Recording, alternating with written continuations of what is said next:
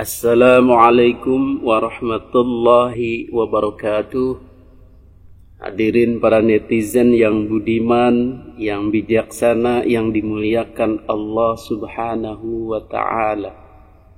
Alhamdulillah wa syukrulillah, wassalatu wassalamu ala rasulillah, habibina wa syafi'ina wa maulana Muhammadin sallallahu alaihi wasallam. Alhamdulillah, pada kesempatan video kali ini kita akan membahas tentang cara menilai orang. Ini pekerjaan yang jadi hobi semua orang, menilai orang.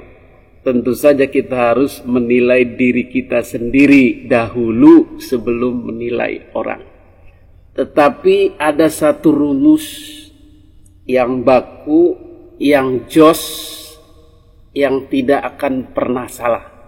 Apa rumus yang tidak akan pernah salah? Yaitu rumus dari Al-Quranul Karim. Jadi kata-kata yang paling pertama dipegang oleh manusia, oleh umat Islam adalah kata-kata dari Al-Quran. Baru kemudian ke bawahnya dalam bentuk hadis. Jadi hadis pun harus diingat, tidak semua hadis itu harus dipegang. Karena sifat hadis adalah katanya. Jadi hadis itu adalah ceritaan. Artinya ceritaan dan disusun dengan metode katanya. Kata siapa? Kata si A. Si A kata siapa? Kata si B. Si B kata siapa? Kata si C. Si C kata siapa? Kata si D. Si D kata siapa? Kata Nabi Muhammad sallallahu alaihi wasallam. Si A, si B, si C, si D inilah yang meriwayatkan atau mengatakan dari siapa-siapanya disebut rawi. Kemudian apa yang diceritakannya itulah disebut matan hadits. Isinya yang dibahas itu apa? Karena metode katanya-katanya inilah dia akan rawan terkena manipulasi atau ketidakotentikan, kurang terpercaya atau diragukan. Maka ini ulama-ulama besar Bukhari, Muslim dengan gigih meneliti setiap perawi itu, apakah dia terpercaya atau tidak, suka bohong atau tidak, suka menyiksa binatang atau tidak, suka ngutang atau tidak, suka main cewek atau tidak, suka menempeleng orang atau tidak. Maka kesolehannya, ketakwaannya ini diuji betul-betul. Karena dia akan meriwayatkan atau menceritakan sesuatu dari Nabi. Apakah dia tambahin atau tidak? Apakah dia salah dengar atau tidak? Itu begitu dan begitu seterusnya. Sehingga muncullah hadis-hadis disebut hadis sahih, hadis hasan. Itu kategori yang perawi-perawinya terpercaya, matannya juga sesuai dengan Al-Quran. Kemudian ada hadis dhaif, munqati, marfu, maudhu, bahkan ada hadis palsu yang memang tidak dari Nabi tetapi dimanipulasi. Katanya sih ini dari Nabi padahal bukan, itulah hadis palsu. Maka ketika isi hadis ini bertentangan dengan Al-Quran, maka yang kita pegang adalah Al-Quran. Bagaimana dengan perkataan ulama?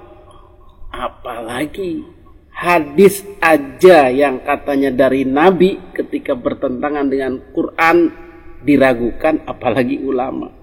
Maka kata-kata, keterangan, dalil-dalil, wawasan, pengetahuan yang datang dari ulama, yang dinukil, diaji dari kitab-kitab besar, kitab-kitab terkenal, cetakan Beirut, cetakan Mesir, cetakan mana Afrika. Ketika dia tidak nyambung dengan Al-Quran, maka lewat saja, bypass saja, nggak usah pusing-pusing. Anggap aja perkataan kosong.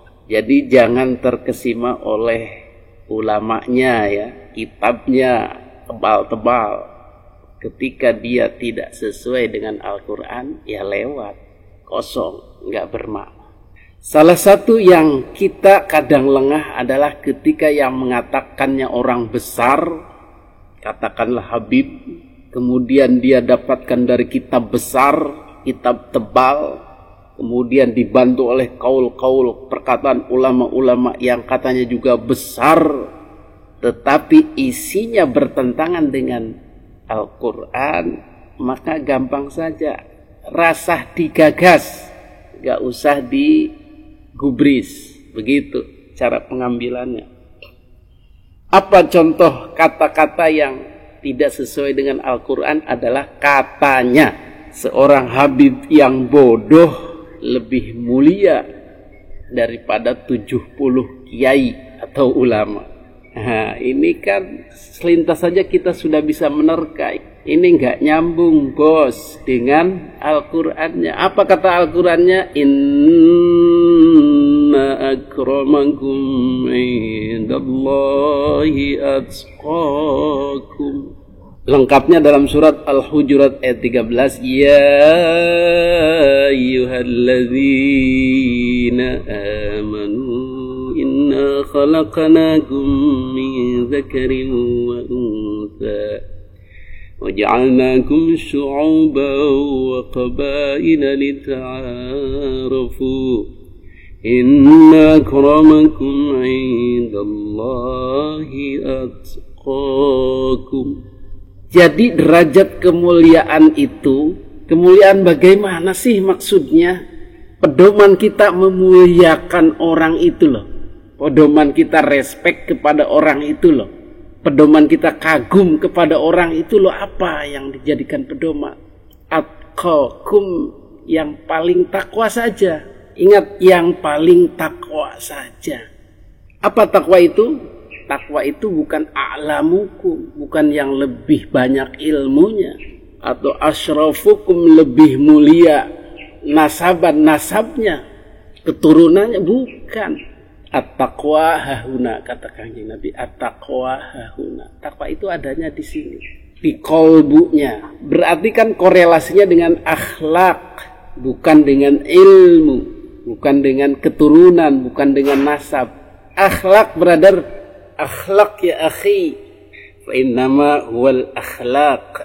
Kemudian ribut-ribut masalah mana lebih mulia, ilmu atau jahil, alim atau jahil. Itu di luar akhlak ya. Kalau ilmu urusannya adalah dengan kapabilitas, adalah dengan kemampuan, mumpuni atau tidak. Seorang yang berilmu dibandingkan dengan seorang jahil, mumpuni mana? Ya, mumpuni orang berilmu. Orang yang capable menguasai suatu permasalahan, menguasai ilmunya tentu lebih baik daripada orang yang tidak menguasai ilmunya. Itu tidak ada urusan dengan akhlak. Tetapi ketika disandingkan dengan akhlak, dihubungkan dengan akhlak, maka respect kita adalah kepada akhlak. Hatta bahkan disandingkan atau dibandingkan dengan ilmu. Orang yang berakhlak tentu lebih baik daripada orang yang berilmu. Ini hubungannya dengan attitude, dengan kelakuan, dengan sikap seseorang. Bukan dalam arti capable atau tidak.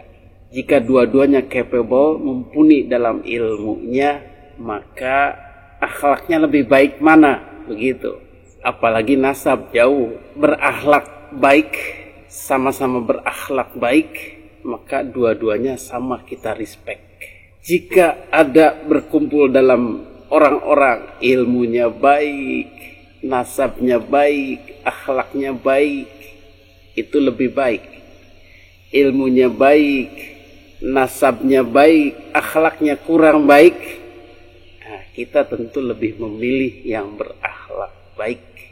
Ilmunya baik, akhlaknya baik, sama-sama baik, tetapi yang satu berasal dari nasab yang lebih tinggi, artinya dia keturunan raja, darah biru, atau keturunan zuriyah, atau punya nasab Habib, maka mana yang lebih kita respect? Dua-duanya sama baik. Kalau seperti itu berarti kan nilai plus saja. Karena beliau Habib, maka ada nilai plusnya. Tetapi respect kita jangan dipilih-pilih. kita anggap saja beliau ada nilai plusnya. Dalam hal ini saya tidak memberikan pilihan, wah yang bernasab kita lebih respect, itu lebih baik. Karena kita berpegangan pada hadis, la fadla li arabiyyin ala a'jamiyyin, wala li a'jamiyyin ala arabiyyin, wala li ahmar ala aswad, wala aswad ala ahmar, illa bittaqwa. Jangan kau unggulkan orang-orang Arab di atas orang-orang non-Arab. Atau kau mengunggulkan cenderung kepada orang-orang luar Arab, misalnya pribumi. Mengesampingkan orang-orang Arab pendatang misalnya.